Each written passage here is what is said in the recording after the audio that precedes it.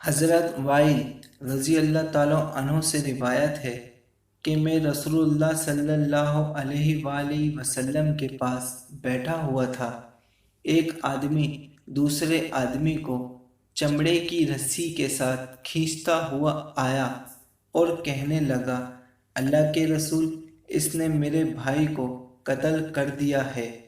رسول اللہ صلی اللہ علیہ وآلہ وسلم نے اس دوسرے آدمی سے پوچھا، کیا تو نے اسے قتل کیا ہے؟ پہلا آدمی کہنے لگا، اے اللہ کے رسول، اگر یہ نہ مانے تو میں گواہ پیش کروں گا۔ دوسرے آدمی نے کہا، ہاں، میں نے اسے قتل کیا ہے۔ آپ نے فرمایا، کیسے قتل کیا ہے؟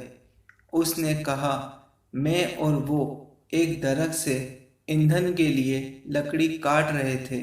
اس نے مجھے گالی دے کر غصہ دلایا تو میں نے کلاڑا اس کی سر کی چوٹی پر دے مارا۔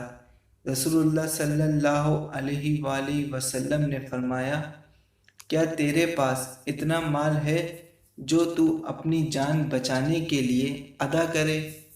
اس نے کہا، اے اللہ کے رسول، میرے پاس تو میرے کلاڑا اور میری چادر کے سوا کچھ نہیں۔ رسول اللہ صلی اللہ علیہ وآلہ وسلم نے فرمایا، کیا خیال ہے، تیری قوم تجھے خرید لے گی؟ تیری دید دے کر تجھے بچا لے گی؟ اس نے کہا، میں اپنی قوم کے نزدیک ان سے کم مرتبہ ہوں۔ آپ نے اس کی رسی پہلے آدمی کی طرف پھینک دی اور فرمایا، لو، اپنے قاتل کو سنبھال لو۔ جب وہ پیٹھ پھیر کر چلا تو رسول اللہ صلی اللہ علیہ وآلہ وسلم نے فرمایا، اگر اس نے اسے قتل کر دیا تو یہ بھی اس جیسا ہی ہوگا۔ لوگ جا کر اس آدمی کو ملے اور کہا، تجھ پر افسوس۔ رسول اللہ صلی اللہ علیہ وآلہ وسلم نے فرمایا ہے، اگر اس نے اسے قتل کر دیا تو وہ بھی اس جیسا ہی ہوگا۔ وہ آدمی واپس رسول اللہ صلی اللہ علیہ وآلہ وسلم کے پاس آیا اور کہنے لگا، اللہ کے رسول، مجھے بتایا گیا ہے، آپ نے فرمایا ہے، اگر اس نے اسے قتل کر دیا تو یہ بھی اس جیسا ہی ہوگا، حالانکہ میں نے تو اسے آپ کے فرمان سے پکڑا ہے۔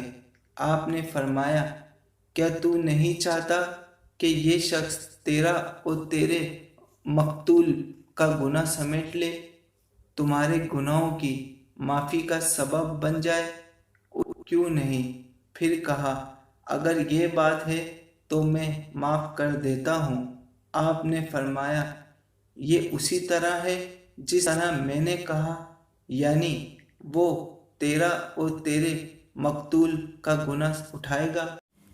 مسلمان کو اپنا ایمان زندہ رکھنے کے لیے دین کی معلومات رکھنا ضروری ہے۔ دوستوں، مزید ایسی شارٹ ویڈیو دیکھنے کے لیے ہمارے چینل کو سبسکرائب کریں۔ جزاک اللہ۔